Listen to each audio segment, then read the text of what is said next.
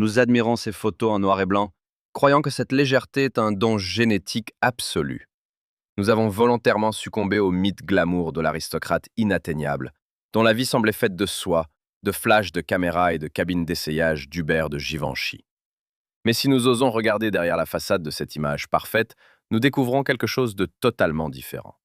Nous voyons une stratège de génie, une femme qui a transformé un profond déficit biologique, une terreur psychologique et la trahison de sa propre famille en la plus grande philosophie esthétique du XXe siècle.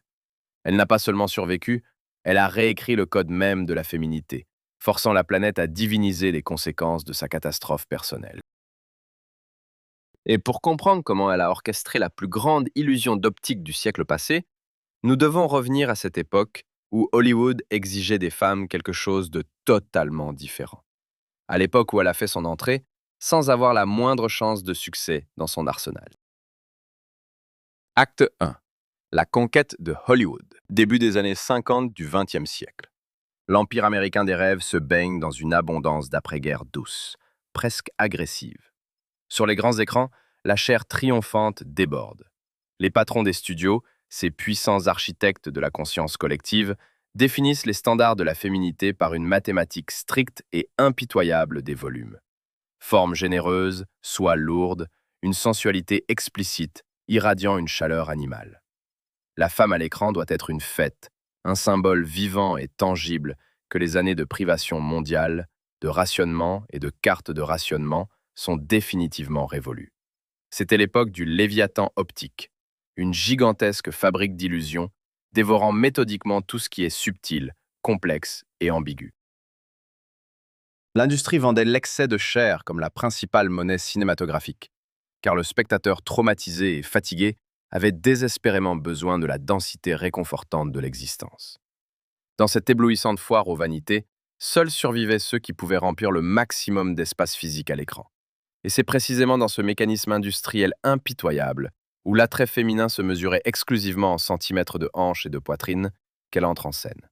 Sans forme séduisante, sans ce regard langoureux et prometteur de prédatrice carnivore. Anguleuse, absolument plate, effrayante, presque provocante dans son androgynie. Selon toutes les lois de fer du système des studios de l'époque, elle aurait dû devenir une ombre invisible, une expérience visuelle ratée, une actrice épisodique floue en arrière-plan. Sa constitution physique était une opposition directe, choquante, à ce que l'époque insatiable exigeait avec fureur. Son corps semblait être une erreur systémique dans le rigide système de coordonnées hollywoodien, où régnait sans partage la souplesse et la douceur réconfortantes.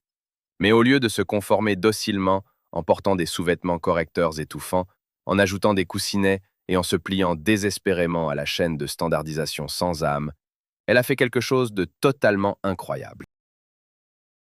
Elle a apporté au cœur d'Hollywood surchauffé une architecture froide et imprenable de l'absence. 1951. Les légendaires essais pour le film Vacances romaines. Un immense plateau résonne sous la lumière crue et impitoyable des projecteurs de studio. Le réalisateur William Wyler regarde à travers l'objectif en verre et voit quelque chose de totalement étranger au cadre classique.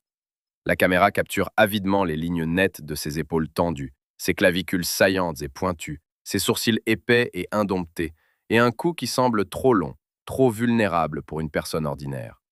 Elle prononce soigneusement ses répliques apprises. Wyler commande bruyamment « Coupez !» Mais d'un signe secret et à peine perceptible, il ordonne à l'opérateur de ne surtout pas arrêter le moteur. La pellicule lourde continue de glisser silencieusement, capturant la réalité au-delà du scénario répété. La jeune femme, pensant sincèrement que les yeux omniprésents de l'industrie ne la surveillent plus, relâche instantanément la tension. Elle étend instinctivement ses bras fins, renverse la tête, son rire spontané et profond explose dans le silence lourd et électrisé du plateau. À cet instant précis, sur la pellicule celluloïde, s'imprime non seulement le jeu brillant d'une jeune débutante, s'imprime une rébellion somatique. Sur fond de lourds rideaux de velours et de décors de studio encombrants, sa géométrie minimaliste et acérée apparaît soudain comme le seul objet véritablement vivant. La caméra tombe amoureuse sans réserve de ce défi audacieux. La lumière glisse sur ses pommettes, non pas comme sur une pêche douce, mais comme sur du granit poli. Elle se déplace avec une légèreté effrayante, presque aviaire, tranchant l'air dense du plateau comme une lame. Nous avons l'habitude de voir son ascension fulgurante comme un triomphe naturel, prédestiné par l'histoire, de la beauté parfaite. Nous avons oublié qu'à son apparition, cette esthétique spécifique était considérée comme un échec industriel absolu.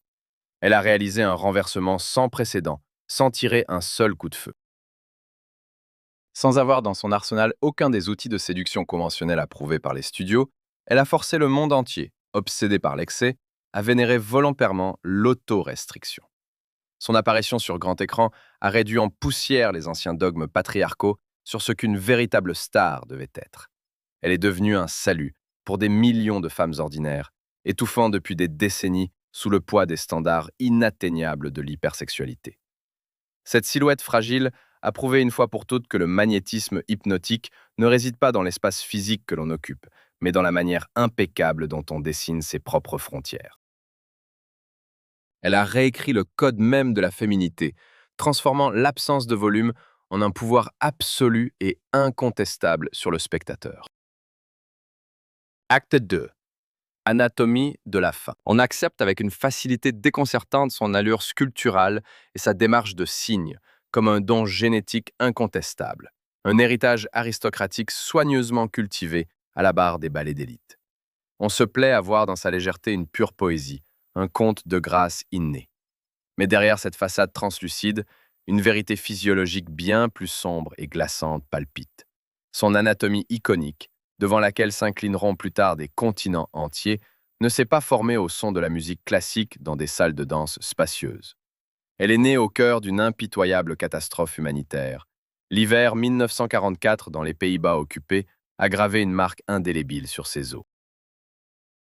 Ce que les magazines de mode appelleront plus tard une élégance inégalée était à l'origine une réaction biologique sévère d'un jeune organisme face à une famine totale et une peur paralysante. À ce déficit physique quotidien s'ajoutait une honte toxique et corrosive. Ses propres parents avaient fait un choix moral terrible, sympathisant ouvertement avec le régime fasciste. Pour ne pas s'éteindre dans l'oubli sous ce double fardeau, la trahison familiale et la terreur quotidienne de l'occupation, l'adolescente s'est forgé un corset intérieur de fer, inflexible. La ville en ruine d'Arnhem. Des mois interminables de cet hiver de la faim, où la mort était devenue une routine quotidienne. Une cave glacée, plongée dans une obscurité humide et totale, où la température de l'air n'était guère différente du froid extérieur. Une jeune fille est assise dans le coin le plus sombre et glacé de l'abri, serrant fermement ses genoux osseux de ses bras maigres. Chaque mouvement fugace provoque une douleur sourde et lancinante dans ses articulations, car le tissu musculaire privé de nourriture brûle lentement, inexorablement, pour fournir les maigres ressources nécessaires à son cœur qui bat faiblement. Dans ses mains engourdies, des bulbes de tulipes sales et amères, péniblement pelés par des doigts tremblants et désobéissants. Elle mâche lentement, presque mécaniquement, cette masse fibreuse et astringente, l'avalant avec de l'eau bouillante pour tromper un peu son estomac contracté par des spasmes cruels. Au-dessus, à travers les planches minces du sol, résonnent sourdement les pas lourds et métalliques des patrouilles armées. Dans cette obscurité glaciale, il est impératif de ne pas pleurer, de ne pas trembler, de ne pas émettre le moindre son qui pourrait trahir sa présence. Elle doit littéralement se contracter physiquement, devenir plus petite, se fondre dans l'espace. Elle reste immobile pendant des heures, gardant le dos parfaitement droit, le menton levé et la cage thoracique immobile, car seule une concentration extrême et un contrôle total de soi permettent de conserver les maigres restes de chaleur. Cette immobilité tendue comme une corde de violon se fige à jamais dans sa colonne vertébrale en formation. Sa posture célèbre, chantée par les poètes, se forge ici et maintenant, sur ce sol de béton sale, comme le seul moyen pour une enfant de maintenir une réalité en train de se désintégrer. Ce que nous appelons avec admiration fragilité est en réalité une discipline de fer impitoyable d'une survivante. Elle n'est pas née avec cette grâce envoûtante et surnaturelle. Elle l'a synthétisée à partir de la terreur animale, de la trahison et de mois de douleur physique. Son corps, au niveau cellulaire, a mémorisé le rythme impitoyable de la famine, transformant à jamais un dysfonctionnement métabolique en un bouclier esthétique impénétrable. Nous admirons sa démarche légère et silencieuse, sans réaliser une chose terrible. C'est le pas de quelqu'un qui a un jour appris à ne plus marcher lourdement, pour ne pas attirer l'attention de la mort en patrouille. Elle a accompli un acte alchimique génial et sans précédent. Elle a pris le traumatisme le plus laid et destructeur de sa jeunesse déchirée et a forcé le monde entier à vénérer volontairement ses conséquences. La plus grande illusion d'optique du XXe siècle résidait dans le fait que le monde admiratif voyait dans les traces indélébiles d'un épuisement profond un idéal de raffinement inatteignable. Elle n'a pas seulement survécu à cet enfer glacé, elle a transformé une catastrophe biologique en son chef-d'œuvre architectural principal, faisant des cicatrices du passé un étalon impeccable pour les générations futures. Acte 3. L'armure de Givenchy. On a l'habitude de voir l'alliance du cinéma et de la haute couture comme une simple vitrine commerciale, l'apothéose de la vanité des stars et du narcissisme clinquant. On imagine que les grands couturiers d'autrefois se contentaient de coudre de belles enveloppes pour des demi-dieux avides de briller sur les tapis rouges et de récolter les soupirs admiratifs de la foule. Pourtant, la réalité de ces relations avec le design parisien cachait un tout autre sens, bien plus dramatique et profond. Pour quelqu'un dont la psyché vibrait sans cesse d'une angoisse incontrôlable face à un monde extérieur agressif, l'industrie du luxe n'était pas un simple jouet ou un moyen de flatter son ego. C'était une fortification vitale, physique. Les créations d'Hubert de Givenchy n'étaient pas de simples ornements décoratifs, mais un exosquelette architectural solide. Tandis que d'autres célébrités utilisaient des tissus coûteux et scintillants pour souligner leur inaccessibilité et séduire le public, elles cherchaient dans les lignes strictes un refuge salvateur. Les vêtements devenaient pour elles un camouflage parfait, socialement approuvé, lui permettant de faire face aux feux croisés impitoyables des reporters sans perdre la raison face à un sentiment de vulnérabilité absolue. 1953. Une cabine d'essayage spacieuse, baignée d'une lumière naturelle froide, presque clinique, dans le célèbre atelier de l'avenue Georges V. La pièce est entourée de hauts miroirs impassibles, qui capturent sans pitié la moindre trace d'incertitude humaine. Au centre de cet espace stérile se tient une jeune femme, épuisée par les vols transatlantiques et l'attention croissante et effrayante de la presse. Sans sa carapace protectrice, hors de son rôle cinématographique, elle semble presque transparente, prête à se briser en 1000 morceaux au moindre bruit ou éclair de lumière.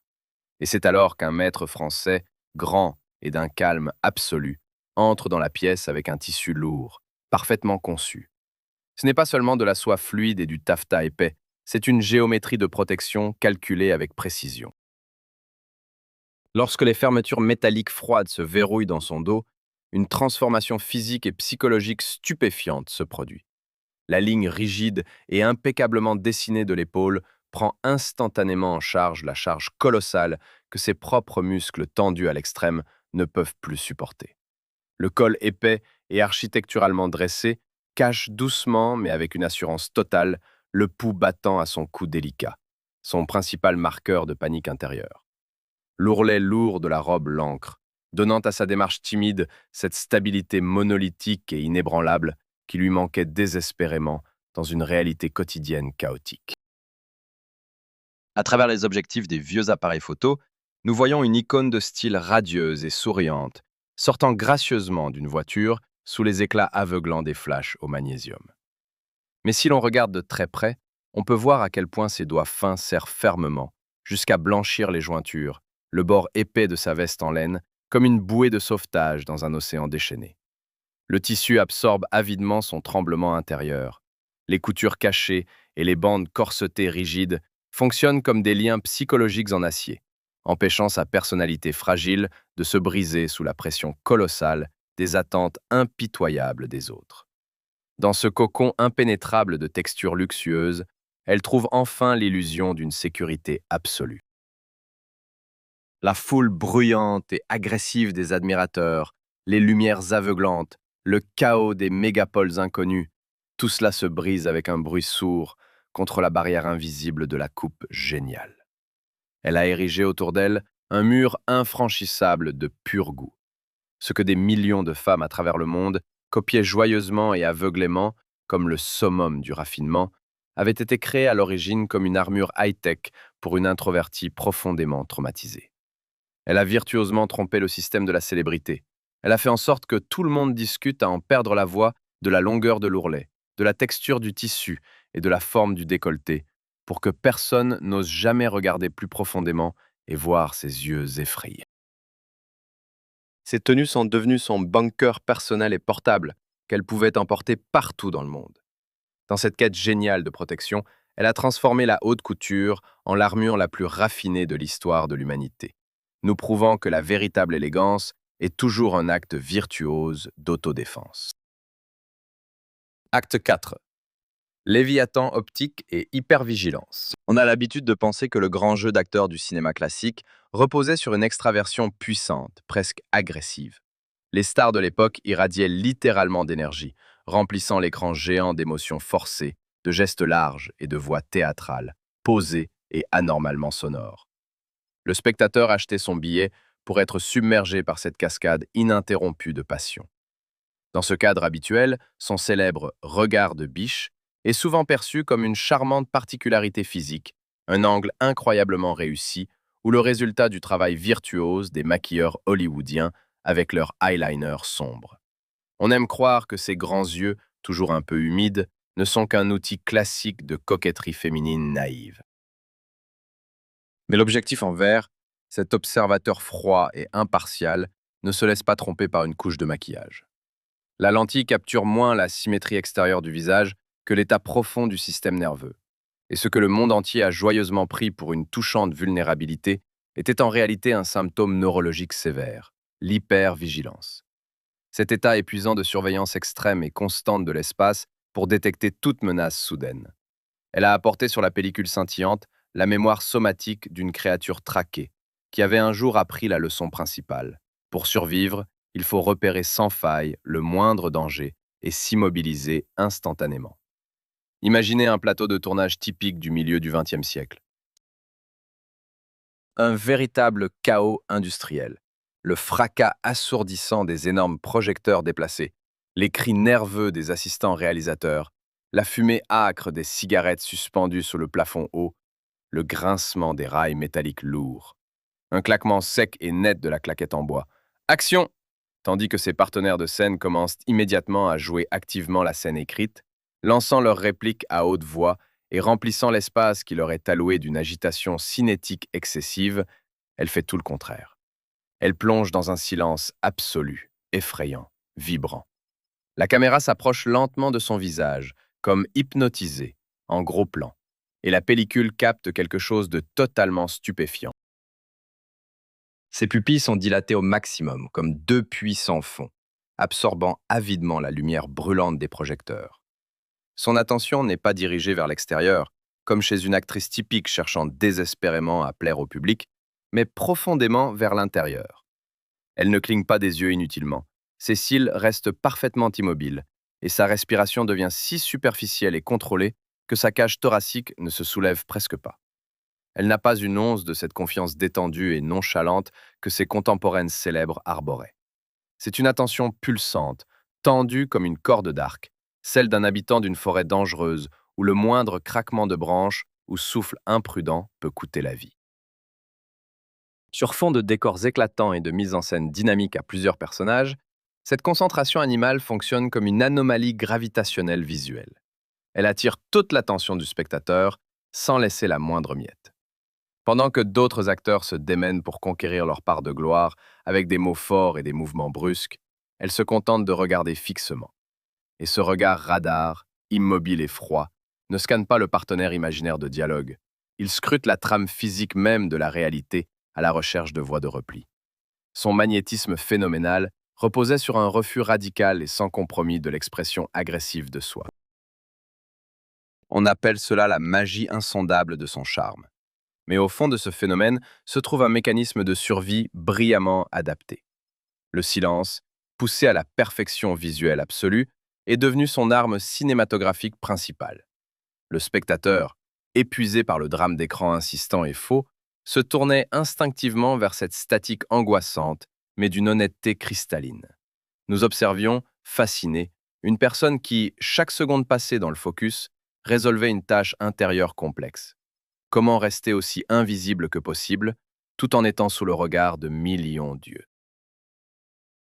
Dans un monde où tout le monde criait désespérément pour obtenir amour et reconnaissance, elle a prouvé de manière irréfutable que la forme suprême de pouvoir sur le public appartient à celui qui sait se taire totalement. Elle a transformé son besoin profond de se fondre dans le décor en le spectacle le plus hypnotique de l'époque, nous obligeant à scruter à l'infini des yeux qui ne cherchaient en réalité qu'un abricieux. Acte 5.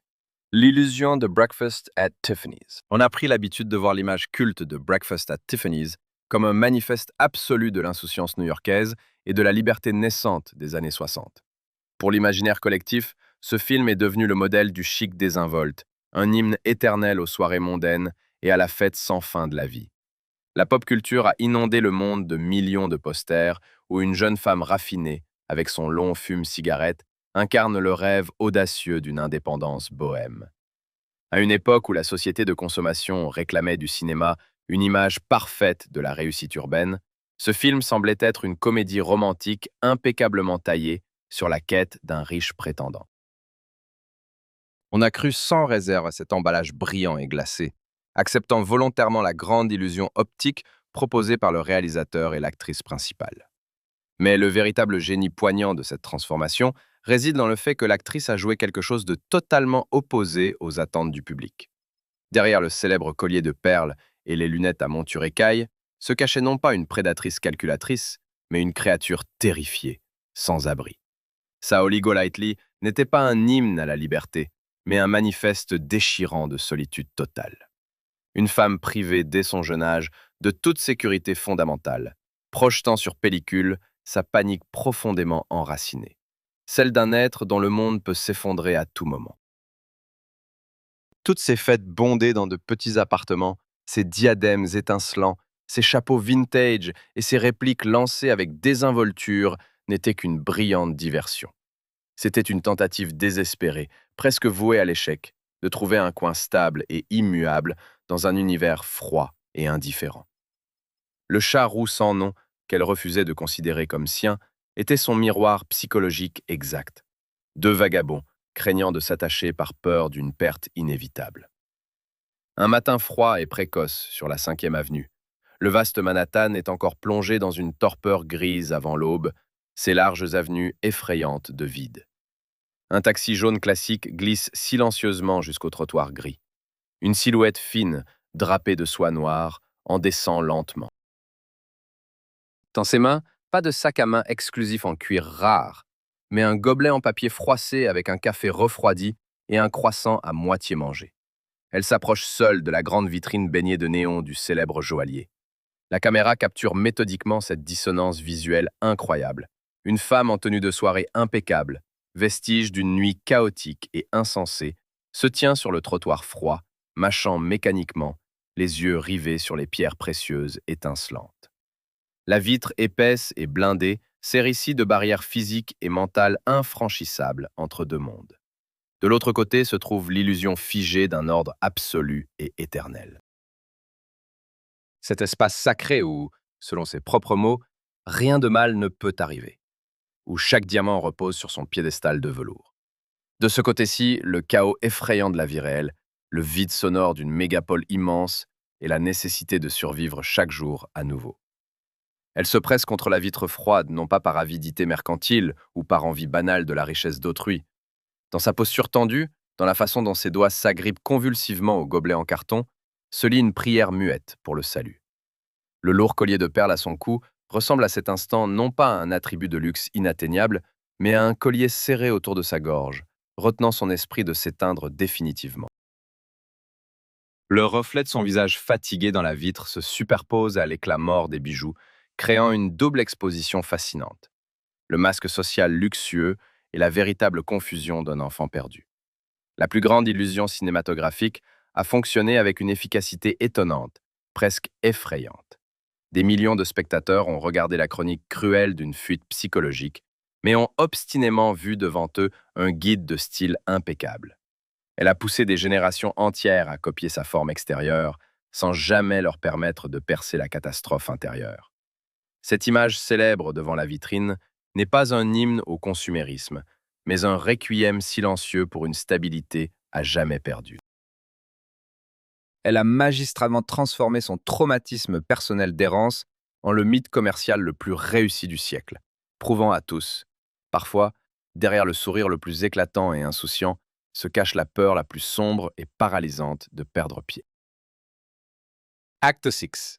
Camouflage linguistique. On a pris l'habitude de juger le magnétisme des acteurs de l'âge d'or du cinéma parlant à travers la voix. L'appareil vocal servait de passeport social. Timbre, intonation et dialecte révélaient sans faille l'origine, le statut social et la géographie de la star. Dans ce paysage sonore dense et riche, son phrasé unique et enveloppant reste l'étalon absolu d'une élite innée. Le public mondial croit sincèrement que cette prononciation noble et aérienne, où l'Europe continentale et l'Amérique se mêlent de façon inextricable, lui a été transmise par le sang noble, absorbé dans de vieux manoirs et des pensionnats privés. On aime, on se rassure à entendre dans ces douces harmonies veloutées le conte d'une éducation privilégiée et d'une sécurité absolue. Mais la réalité est bien plus effrayante et dramatique. Cet accent légendaire et médiatisé n'était pas le signe d'une vie mondaine insouciante, c'était un camouflage linguistique complexe et virtuose. Pour un enfant ayant grandi dans le broyeur impitoyable du conflit mondial de la première moitié du XXe siècle, la langue n'était plus un simple moyen de communication. Elle était devenue une preuve mortelle. Se trouvant au carrefour de cultures ennemies et changeant constamment de pays, elle a appris trop tôt et trop durement. La moindre erreur phonétique, un son guttural mal prononcé, pouvait trahir ses véritables racines et mener à des conséquences fatales et irréparables. Elle devait impérativement effacer ses empreintes linguistiques. Ce que le monde a ensuite accueilli avec enthousiasme comme un charme exclusif était en réalité un langage synthétique, artificiellement cultivé par une fugitive, contrainte d'enterrer à jamais sa véritable géographie, imprégnée de terreur, sous des couches de voyelles anglaises impeccablement maîtrisées. Fin des années 50. Un espace clos, hermétiquement tapissé de panneaux acoustiques en bois dans le studio d'une grande corporation radiophonique. Au centre d'une petite pièce faiblement éclairée, pend un lourd micro métallique poli, impitoyable et ultra sensible aux moindres vibrations de l'air. Un grand entretien franc est enregistré pour un public national de plusieurs millions.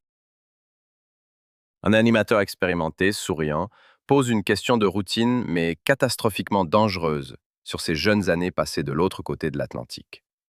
Derrière une épaisse vitre insonorisée, l'ingénieur du son suit paresseusement les aiguilles tremblantes des appareils. Et à cet instant précis, si l'on regarde de très près, on ne voit pas une diva détendue, baignant dans l'adoration, mais un démineur, tendu comme une corde. Son souffle s'arrête une fraction de seconde, les muscles de son cou se figent, et ses cordes vocales se réajustent instantanément, par réflexe, en mode défense profonde. Elle commence à parler, et l'espace exigu se remplit d'un rythme hypnotique et apaisant. Elle arrondit consciemment et avec une précision chirurgicale toutes les consonnes dures, allonge artificiellement les pauses entre les mots, élimine complètement de son discours toute intonation brusque qui pourrait rappeler ses origines. Ce n'est pas un flot naturel de paroles humaines, c'est un travail d'orfèvre pour couper sa propre identité en direct. Sa voix coule comme un nectar chaud et enveloppant, mais dans cette fluidité trompeuse se cache une tension mentale colossale et épuisante. Elle contrôle physiquement chaque phonème, érigeant un mur sonore impénétrable et étincelant entre son intérieur mutilé et la foule avide de révélations. Nous avons volontairement et joyeusement laissé cette voix synthétique nous envoûter, sans soupçonner un instant que nous nous délections d'une illusion brillamment exécutée.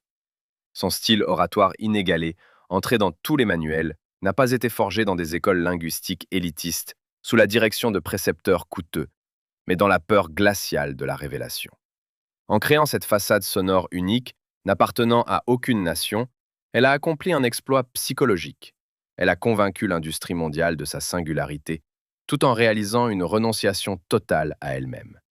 Dans un monde où chaque acteur ambitieux cherchait à se faire entendre le plus fort et le plus authentiquement possible, elle a triomphé en apprenant à parler avec virtuosité la langue de nulle part.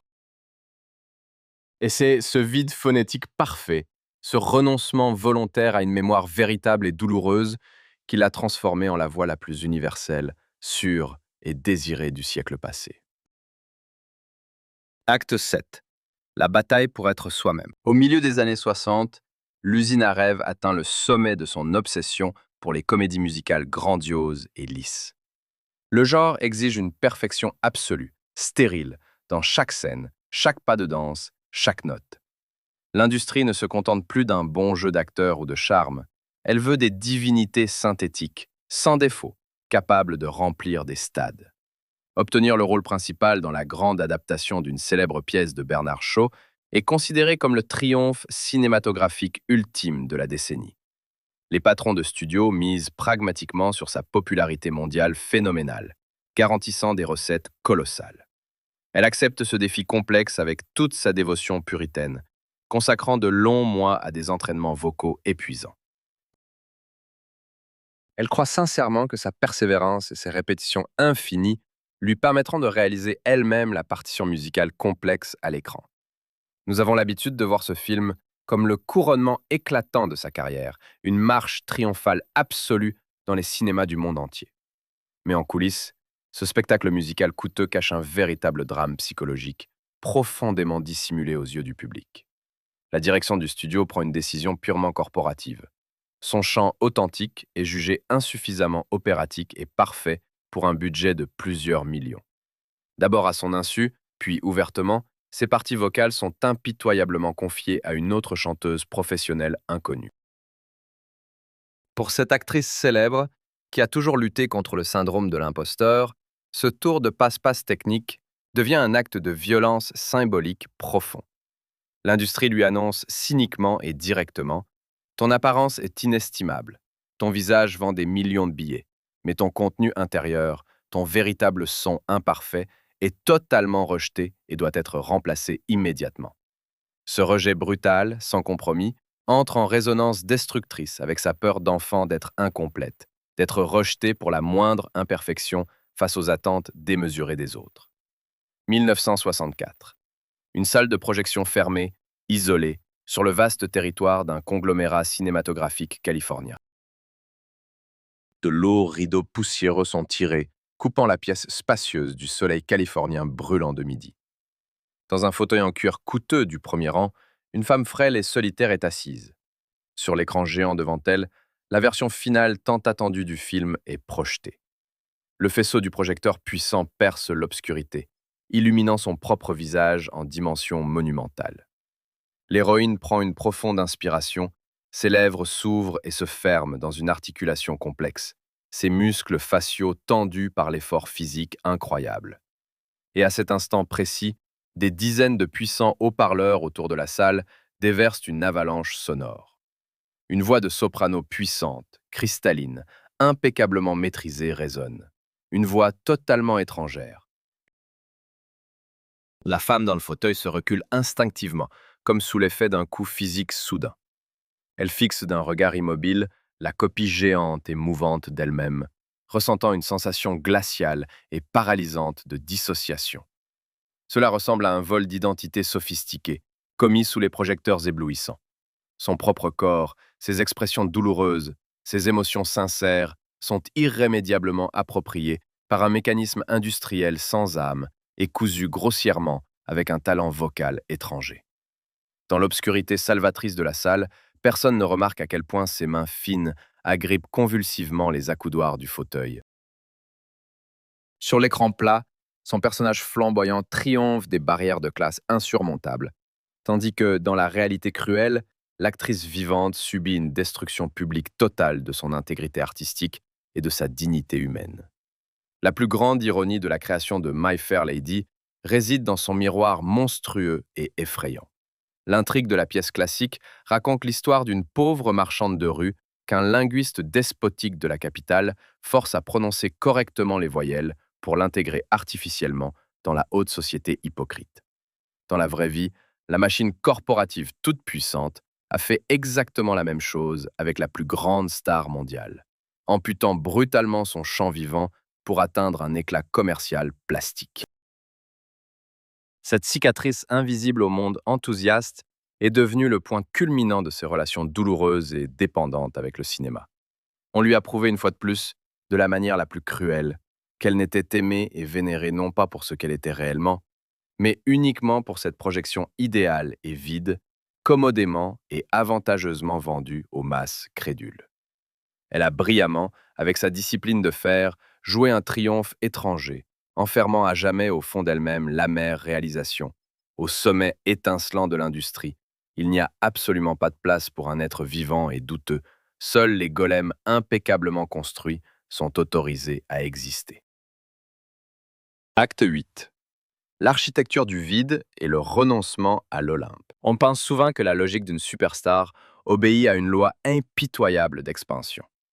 Une fois au sommet de l'Olympe cinématographique, les idoles s'accrochent désespérément à leur statut. Elles accumulent frénétiquement les rôles, les cachets astronomiques et les couvertures de magazines. Dans l'univers du rêve, renoncer volontairement au projecteur équivaut à un suicide professionnel. La société de consommation exige que l'idole serve jusqu'à l'épuisement total. Mais son compas intérieur était réglé sur une fréquence différente, incompréhensible pour cette industrie avide. Ce que les biographes appelleront plus tard des pauses regrettables dans sa filmographie était en réalité un démontage méthodique de son propre monument. Elle était une anti-carriériste convaincue. Au sommet de sa puissance, quand les studios étaient prêts à lui offrir tous les budgets du monde, elle a commis un acte radical de désobéissance. Elle a choisi l'architecture du vide, troquant la grandeur pour la routine, les tapis rouges pour l'odeur du linge fraîchement lavé, et la domination mondiale pour le silence provincial. Elle tentait désespérément, brique par brique, de construire ce que le cataclysme du XXe siècle lui avait à jamais enlevé, un foyer prévisible et inébranlable. Fin des années 60. Un vieux manoir de ferme, noyé dans la verdure, sur les rives du lac Léman, à l'abri des paparazzis par de hautes haies. Sur une grande table en chêne massif, dans un salon baigné de lumière matinale, s'empilent des dossiers épais. Des scénarios envoyés d'outre-Atlantique par les meilleurs réalisateurs, des contrats avec des chiffres à 6-0 promettant des prix prestigieux et la gloire éternelle. À côté, le téléphone sonne sans relâche. Agents suppliants, producteurs négociants, l'industrie en crise réclamant le retour immédiat de sa muse principale. Mais la femme en chemise de coton simple et en vieux pantalon délavé ne jette même pas un regard vers ces montagnes de papier. Elle tourne le dos à la table promettant des millions, les mains plongées dans la terre chaude et humide du jardin suisse. Elle transplante soigneusement des rosiers blancs avec une concentration maniaque. Sous ses ongles s'accumule la terre ordinaire, des gouttes de sueur perlent sur son front à cause du labeur physique. Par la fenêtre ouverte de la grande cuisine lumineuse, on entend le bouillonnement régulier de l'eau pour les pâtes et le rire insouciant de son petit garçon. À ces moments-là, elle s'ancre physiquement. La terre fraîche et dense lui offre ce sentiment salvateur de contrôle total sur la réalité, que même le rôle le plus brillamment joué ne pouvait lui donner. Ici, parmi les plates-bandes soignées et les ustensiles de cuisine simples, il n'y a ni critique, ni box-office, ni besoin de maintenir une posture parfaite. Ici, elle devient enfin totalement invisible pour le monde prédateur. Elle secoue doucement ses mains, entre lentement dans la maison, passe indifféremment devant la pile de contrats multimillionnaires, comme s'il s'agissait d'une pile de papier inutile, et décroche résolument le téléphone pour donner à son agent l'ordre sec d'un refus intransigeant de tout tournage pour de longues années. Son principal, le plus destructeur des révoltes contre le système hollywoodien, résidait dans cette normalité déconcertante. Elle a magistralement trompé le mécanisme insatiable qui broie sans pitié les destins humains pour divertir une foule blasée.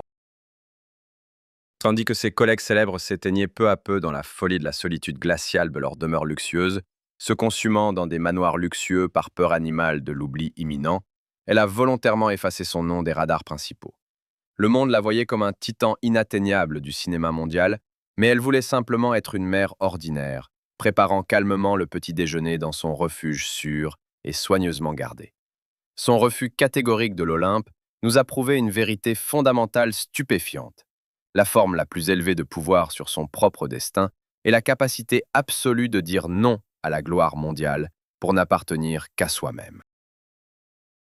Elle a transformé sa disparition silencieuse en chef-d'œuvre le plus élégant et intransigeant de l'époque, montrant que la véritable stabilité ne se mesure pas au nombre de statuettes dorées sur la cheminée en marbre, mais au silence profond et inébranlable dans les pièces de sa propre maison.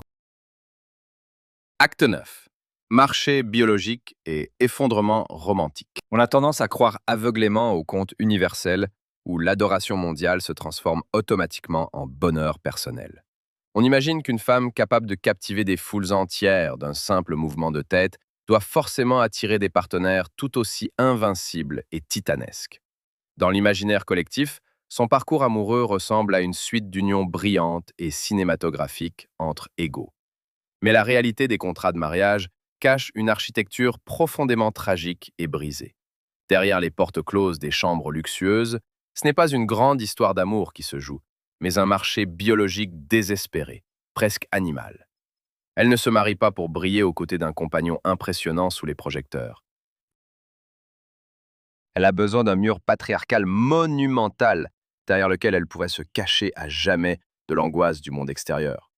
Elle cherche non pas la passion, mais une protection physique et émotionnelle absolue, tentant de déléguer à l'homme le rôle du protecteur tout-puissant qu'elle a perdu à jamais dans les ruines de son passé.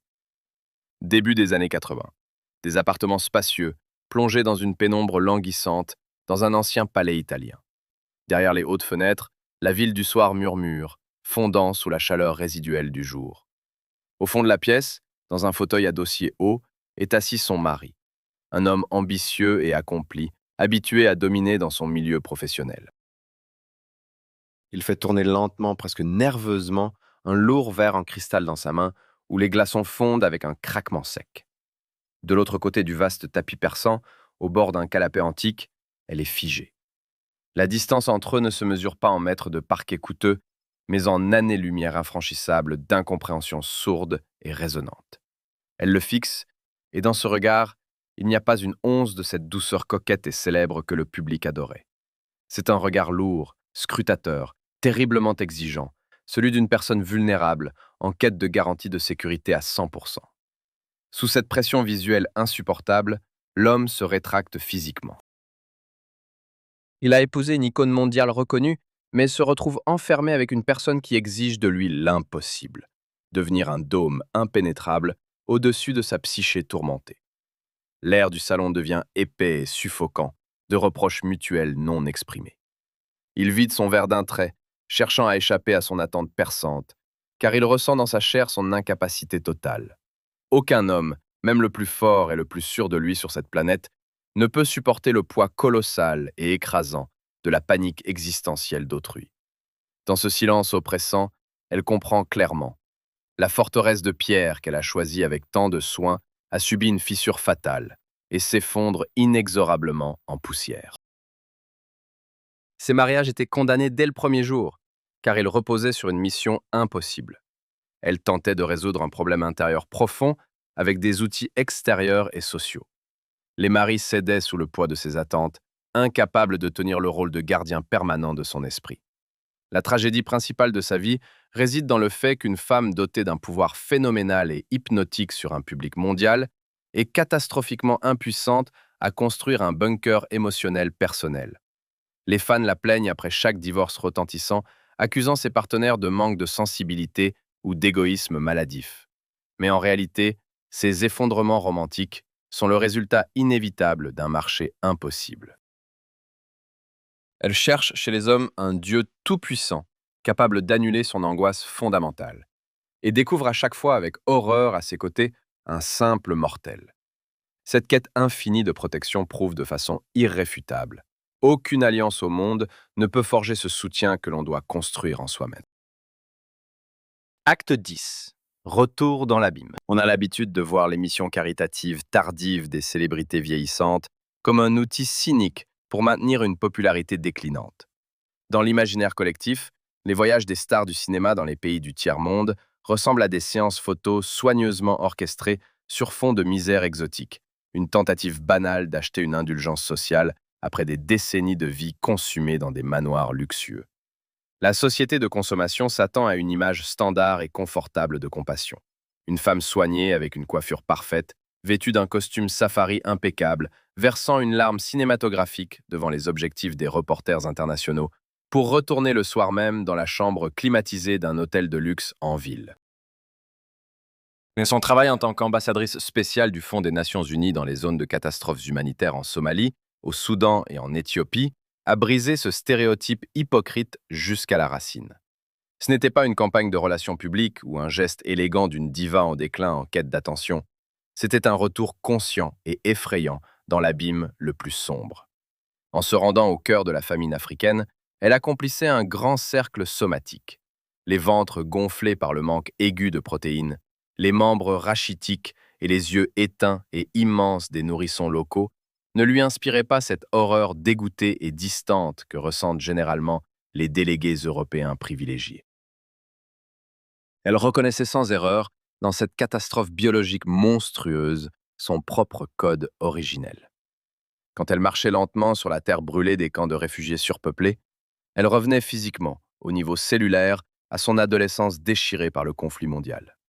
Ce n'était pas simplement une mission diplomatique ou humanitaire, c'était une rencontre personnelle, profondément intime, avec la fillette épuisée et abandonnée qu'elle avait été. 1992.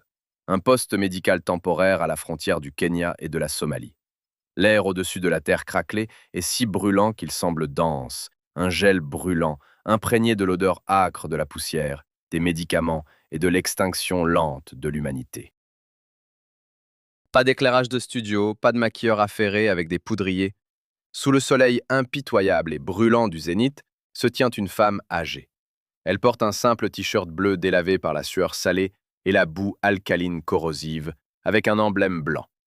Son visage, autrefois impeccable, est profondément marqué par les rides.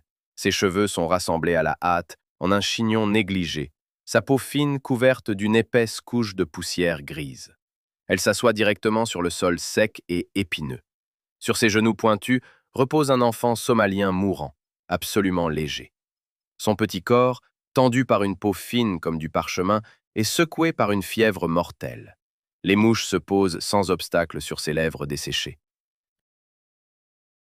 N'importe qui d'autre se serait instinctivement éloigné, aurait tenté de confier immédiatement le nourrisson aux mains des médecins professionnels, de se protéger de cette proximité insupportable et nauséabonde de la faim inévitable.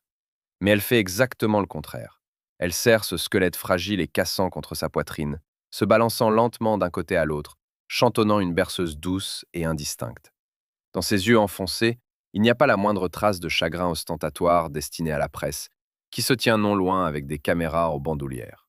À cet instant précis, étiré dans l'éternité, les reporters ne capturent pas une actrice jouant magistralement le rôle de grande sauveuse. Ils documentent un moment de fusion absolue entre deux traumatismes infiniment profonds. Ses propres os, amincis dans sa jeunesse, résonnent avec le pouls déclinant de l'enfant. Elle inhale l'odeur de la maladie sans le moindre frisson, car cette odeur terrible lui est douloureusement familière. Elle caresse doucement son front chaud et humide de ses mains maigres, couvertes de taches pigmentaires, comme si elle tentait désespérément de transférer physiquement les restes de sa propre énergie vitale dans ce minuscule être en train de s'éteindre. Ce dernier raccord poignant de sa biographie efface à jamais tous les mythes glamour et les couvertures de magazines. Elle n'est pas allée dans les points les plus chauds et mortels de la planète pour sauver le monde dans une extase messianique. Elle y est allée pour enfin devenir cet adulte tout-puissant et miséricordieux qu'elle n'a jamais eu dans son propre enfer glacé, il y a presque un demi-siècle. En tenant dans ses bras les enfants mourants des autres, elle berçait et guérissait soigneusement sa propre fillette intérieure, figée à jamais par la terreur. Dans cet enfer insupportable et sanglant, elle a prouvé à l'humanité la plus grande vérité fondamentale. La forme la plus élevée de force ne réside pas dans le fait de se protéger à jamais de la douleur vécue derrière les hautes barrières impénétrables des villas de luxe. La véritable grandeur, c'est la capacité de redescendre au fond de l'abîme pour, avec son propre destin brisé mais pas détruit, protéger ceux qui ont, en cet instant précis, une peur insupportable. Son véritable chef-d'œuvre inégalé n'a pas été capturé sur pellicule hollywoodienne, il a été gravé à jamais dans la poussière africaine, où elle a transformé son chagrin incessant en un monument absolu et cristallin de miséricorde inconditionnelle. On l'appelle souvent une icône immortelle du style, enfermée dans une boîte de cristal cinématographique. Mais maintenant, on comprend. Le style n'était qu'un effet secondaire, presque accidentel, de sa stratégie de survie géniale. Son véritable héritage, ce n'est pas la coupe parfaite de la petite robe noire, ni l'éclat froid des diamants chez Tiffany. Son plus grand chef-d'œuvre, c'est la manière phénoménale dont elle a porté, tout au long de sa vie, le poids colossal et écrasant de son passé, sans jamais le laisser se transformer en pitié bon marché pour elle-même, ni en arme empoisonnée contre les autres. Elle a prouvé de manière irréfutable au monde entier que la véritable grâce inébranlable ne naît pas dans les classes de ballet sûrs et baignés de lumière. Elle se forge dans les sous-sols glacés, dans des conditions de pénurie biologique absolue et de peur animale. Derrière la silhouette la plus fragile et translucide du XXe siècle se cachait une force titanesque que ni la guerre ni l'impitoyable machine hollywoodienne n'ont pu briser. Partagez dans les commentaires quel épisode de sa véritable biographie cachée vous a le plus bouleversé et vous a fait voir ses rôles à l'écran sous un jour totalement différent. Je lis tout avec attention. Abonnez-vous à la chaîne et activez les notifications. Et si vous êtes prêt à continuer à briser les illusions du cinéma mondial, cliquez dès maintenant sur la vidéo à l'écran. Vous y trouverez une immersion profonde et détaillée dans l'histoire d'une femme qui a offert au cinéma l'image la plus reconnaissable de la rebelle, audacieuse beauté du Sud. Pour le monde entier, elle était l'incarnation de la passion et de la grâce théâtrale impeccable. Mais dans cette vidéo, je révèle que derrière la façade de l'actrice géniale et de l'épouse du plus grand lord britannique, se cachait une guerre quotidienne épuisante avec son propre esprit. J'ai analysé comment la folie s'est mêlée au génie et pourquoi le rôle qui lui a apporté l'immortalité est devenu sa plus grande malédiction. Cliquez sur le lien à l'écran. L'histoire de l'éclat absolu et du prix psychologique insoutenable vous y attend déjà.